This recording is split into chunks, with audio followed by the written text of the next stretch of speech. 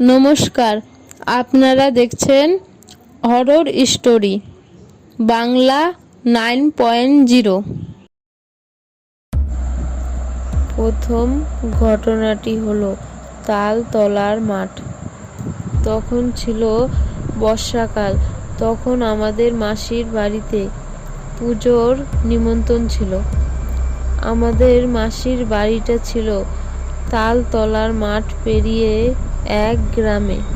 সেখানে খুব একটা জনবসতি নেই। আমি আর আমার ভাই মায়ের কাছে জিজ্ঞেস করলাম, মা, তুমি মাসি বাড়ি যাবে না? মা বলল, না না, আমি যেতে পারবো না, তোরা দুই ভাই বোন মিলে যা। সন্ধে 6টা নাগাদ আমরা বাড়ি থেকে বেরিয়ে পড়লাম। আমাদের গাড়িতে করে মাসি বাড়ি যাব। মাসি বাড়ি আমাদের বাড়ি থেকে প্রায় 40 কিলোমিটার। তাই আমরা দুজন আমাদের গাড়িতে করে রওনা দিলাম। আমরা সন্ধ্যে 7টার সময় মাসি বাড়ি পৌঁছলাম। মাসি আমাদের বলল, আয় আয়, ঘরে আয়, অনেক দূর থেকে এসেছিস, ঘরে এসে একটু বস। আমি আর ভাই মাসির সাথে ঘরে গিয়ে একটু বসলাম। তারপর মাসি আমাদের জিজ্ঞেস করলো, কিরে, তোদের মা বাবা কেউ আসলো না? আমি বললাম, না না মাসি, আসতে পারিনি, মায়ের শরীরটা খারাপ, তাই কেউ আসলো না। তখন আমরা দুজন মাসির সঙ্গে অনেক কথাবার্তা হলো। তারপর আমার ভাই মাসিকে বলল, মাসি, দাদা কোথায় গেছে? দাদাকে তো দেখতে পাচ্ছি না। মাসি বলল, তোর দাদা ঠাকুর আনতে বাজারে যাচ্ছে। ভাই বলল, আমি যাব দাদার সাথে ঠাকুর আনতে। মাসি বলল, ঠিক আছে, যা। ভাই আর দাদা ঠাকুর আনতে চলে গেল। তারপর আমি মাসির সঙ্গে পুজোর কাজ করছিলাম। পুজো শেষ হলো প্রায় 12টার সময়। তখন আমরা সবাই একসঙ্গে বসে পুজোর প্রসাদ খেলাম এবং সেখানে অনেক আনন্দ করলাম। মাসিকে বললাম, মাসি, আমরা এখন বাড়ি চলে যাই, অনেক রাত হয়েছে। মাসি বলল, না না, এখন অনেকটা রাত হয়ে গেছে, তোদের এখন বাড়ি থেকে বেরোনো উচিত না। মাসি বলল, তালতলার মাঠটা ভালো না। ভাই বলল, কেন মাসি, ওই জায়গাটা ভালো না? মাসি বলল, ও কিছু না, কারণ ওই রাস্তা দিয়ে রাতে খুব একটা মানুষ যাওয়া আসা করে না। তারপর আমরা মাসিকে বলে আমরা বাড়ি থেকে বেরোলাম। তখন আমরা বাড়ির উদ্দেশ্যে রওনা দিয়েছি। কিছু দূর যাওয়ার পর আমি ভাইকে জিজ্ঞেস করলাম, ভাই, এই জায়গাটা বোধহয় ভালো না। মাসি ঠিকই বলেছিল। ভাই বলল, ও কিছু না, আমি ওইসব বিশ্বাস করি না। যখন আমরা এসব বলতে বলতে যাচ্ছিলাম, কিছু দূর যেতেই তাল গাছের সামনে এসে আমাদের গাড়িটা স্টার্ট বন্ধ হয়ে গেল। তখন আমরা দুজন গাড়ি থেকে নামলাম। নেমে আমার ভাই গাড়িটিকে ভালো করে দেখলো যে গাড়ির স্টার্টটা বন্ধ হয়ে গেছে। কিন্তু তারপর আমি বললাম ভাইকে, তাল গাছের সামনে কে যেন একটা ছায়ামূর্তি দাঁড়িয়ে আছে।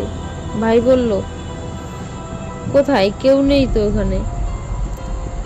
তারপর আমরা একটু সামনে এগিয়ে দেখলাম যে গাছের উপরে কে যেন একটা দাঁড়িয়ে আছে।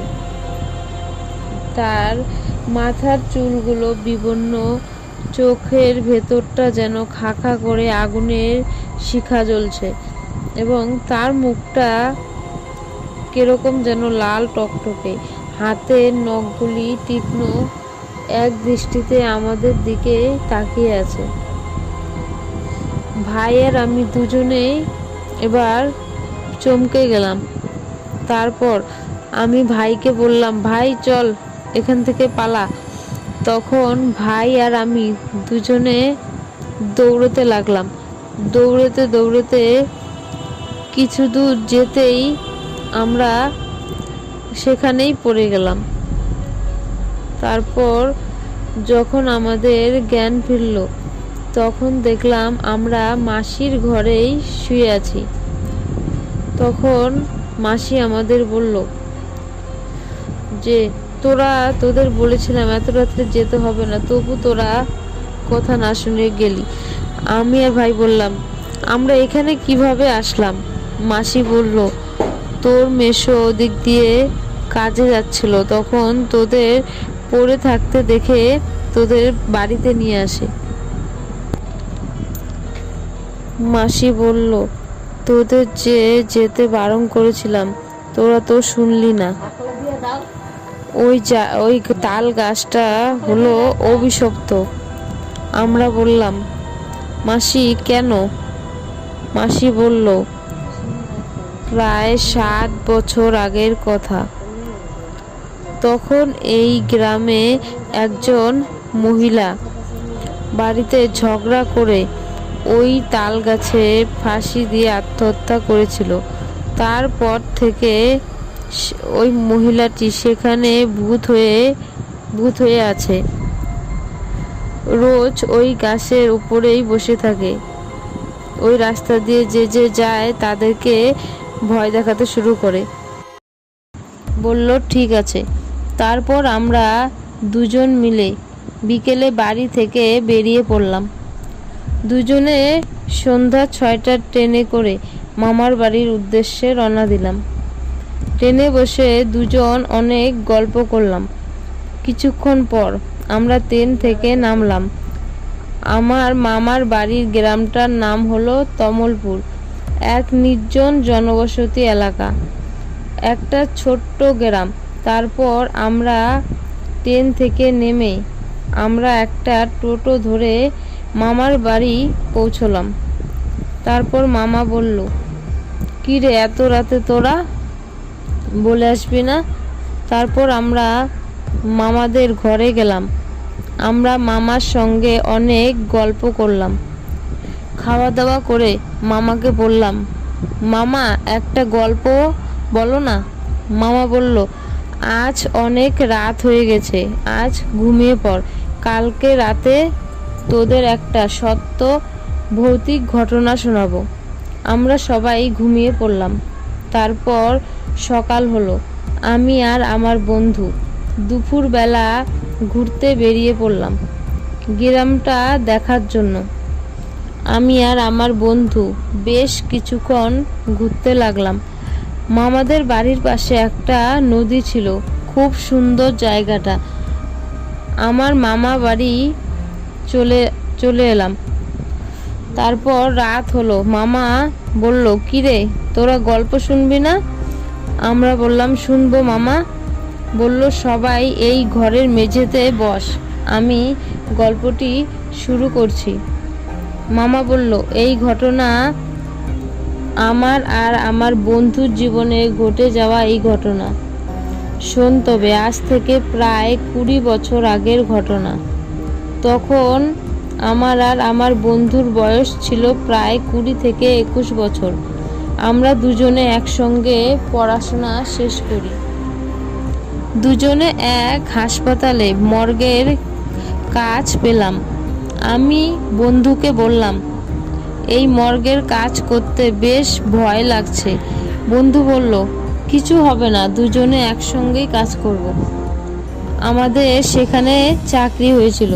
সেই হাসপাতালটি এক শুনশান এলাকা এবং আমাদের রাত্রে মর্গের দেখাশোনা করার ডিউটি ছিল। আমরা সন্ধেবেলা হাসপাতালে চলে গেলাম। আমরা পাহারা দিতে দিতে আমরা ঘুমিয়ে পড়েছিলাম। যখন মাঝরাত হলো, রাত 12টা, তখন আচমকায় হঠাৎ আমার ঘুম ভেঙে গেল।